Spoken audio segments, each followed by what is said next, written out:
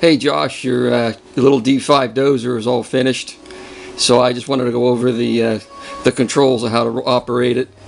When you first turn the transmitter on, it's going to beep at you and tell you that all the switches have to be up and the throttle has to be down. The winch is on a momentary 3-position switch. You'll have to just push that up for just a second, and that'll clear the startup alarm. And then the on and off switch here is right to the right by the right leg of the operator to turn the dozer on. And your high and low switches here for your 2 speeds, and your head and tail lights is the second switch here. And your winch, I'll show you that when I turn the machine around, is the next switch here. It's a little 3-position momentary switch so that when you let go of it, it returns to center for you. That way you don't bump it and burn up the motor because you don't realize you bumped the switch. And the last switch is the horn.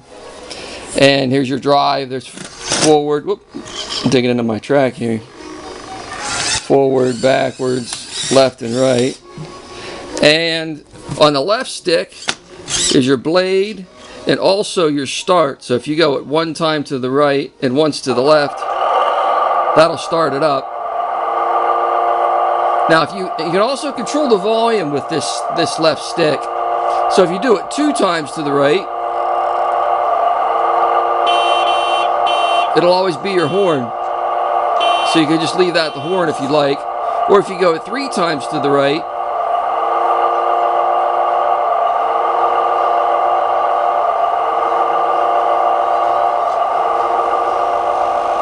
you can turn the volume all the way down, and then turn it back up again. You'll go 4 times.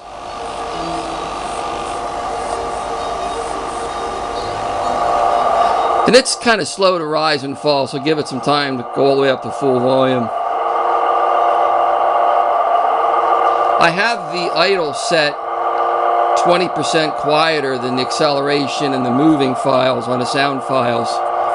So it's not too bad at idle. And it gets louder when you move the machine, which is cool, because that's the way it would be on a real machine as you throttle up.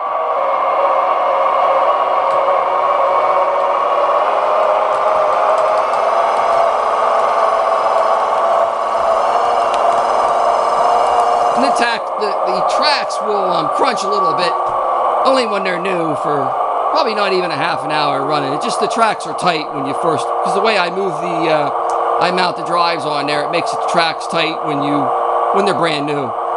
But that'll go away pretty quick. That's low speed, and that's high speed. Actually, it'd be easier if I showed it sideways. That's high and that's slow. You can run it high all you want.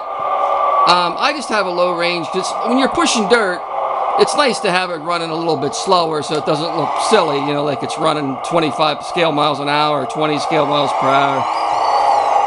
Again, here's your tail lights.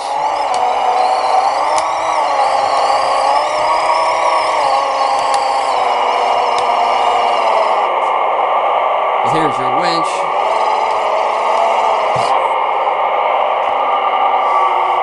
So if you push away, that lets it out. And if you pull it in, that pulls it in. It's on a slippery surface, so it's easy to pull the machine. Let me turn this off a second. But the winches, it's a 10 scale winch made for 10 scale crawlers that probably weigh, I don't know how much a 10 scale crawler weighs. I doubt it would. I guess it probably wouldn't weigh any more than the D5 because your dozer weighs a little over 4 pounds. And I imagine some 10 scale crawlers weigh over 5 or 6 pounds. So it'll pull itself easily. So it'll pull anything, probably anything that weighs even a couple more, probably up to like 6-7 pounds. Just because if you pull it, you know, a little bit sideways or just lock the tracks, it'll pull pretty well. And your dash light, you can also run it without the sound on too, which is nice if you want to be quiet, run it in the house. And your charging jack is right here to the left of the driver's leg. And what's sticking up here? That shows up in the video. Yeah, there you can see it for just a second. And you got your metal blade tip, your adjustable angle. It's manual adjustment. You can just simply pull these screws out and change the angle of the blade. And I believe that's it. Go ahead and fire her up.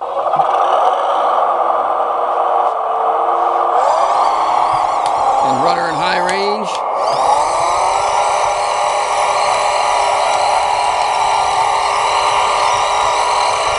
And there you have it, Josh. It's all finished. I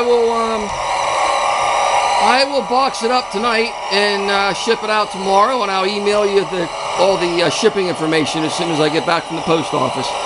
Thanks again, Josh. Bye-bye.